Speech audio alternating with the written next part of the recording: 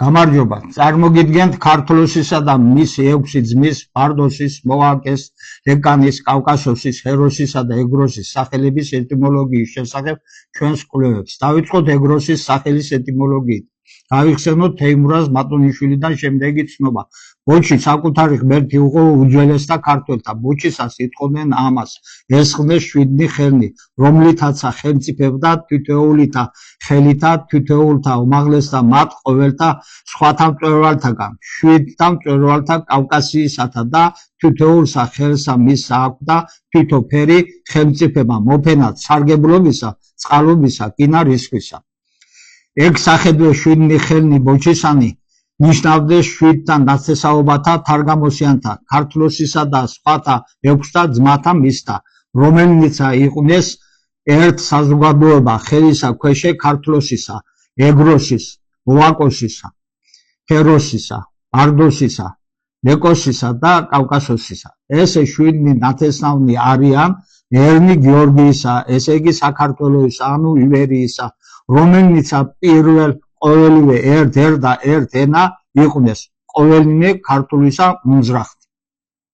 როგორც ამ ამუნარიდებიდან ირკვევა, ქართლოსა და მის 6 ძმას ჰქონდათ ერთიანი მმართველობა და ჩვენი არგუმენტირებული დასკვნით ეს ერთიანობა, ანუ ბოჩის 7 ხელნი მატერიალური სახით გამოისახებოდა ბორჯღალით და ისინი განასახიერებდნენ 7 ძმის მმართველობას. ამაზე გვაქვს ვიდეო ჩაწერილი და შეგიძლიათ უყუროთ, რომელთა ამამთავარი ხელმძღვანელი გახდათ ქართლოსი, ხოლო ასევე ამ ამონარიდებში მითითებულია 7 ძმიდან 3-ის მმართველობის სეგმენტი. მაგალითად, თითოეულსა ხელსა მისსა აქვდა თითო ფერი ხელმწიფება, მოფენადო, სარგებლობისაო, წყალობისა, კინდა რისხვისაო. ზემოთქმულიდან გამომდინარე ჩვენ დავადგინდეთ პრინციპი, თუ როგორ განგვესაზღვრა იმ უძველესი ფორმით, როგორიცაც ცნობილი არიან ისინი ისტორიულ წყაროებში 7 ძმის სახელების სათითაო ეტიმოლოგია, ანუ მნიშვნელობა. დავიწყოთ ბორჯღალის, ბოჩის 7 ხელიდან ერთ-ერთის, ანუ 7 ძმიდან ერთ-ერთის ეგროსის სახელის განმარტება არქაული ფორმით. მაშასადამე განმეორდეთ თითოეულსა ხელსა მისსა აქვდაო, შეგახსენეთ ბოჩია საუბარი თითო ფერი ხელმწიფება, მოფენად სარგებლობისა, წყალობისა, კინდა რისხვისა.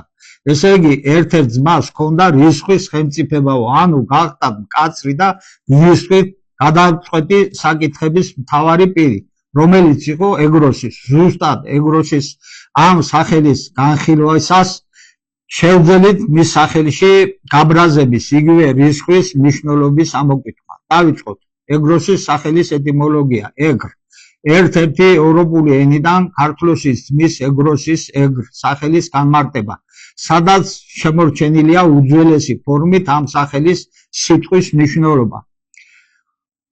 უელსური ენიდან, შუა ინგლისურიდან ეგრ, გზნებარე, მძაფრი, ზედსალთავი სახელი, ძალადობრივი, დაუნდობელი, გაბრაზებული, მძვინვარე, ძლიერი, ძევამოსილი, იშვიათად მონდომებული და მზად.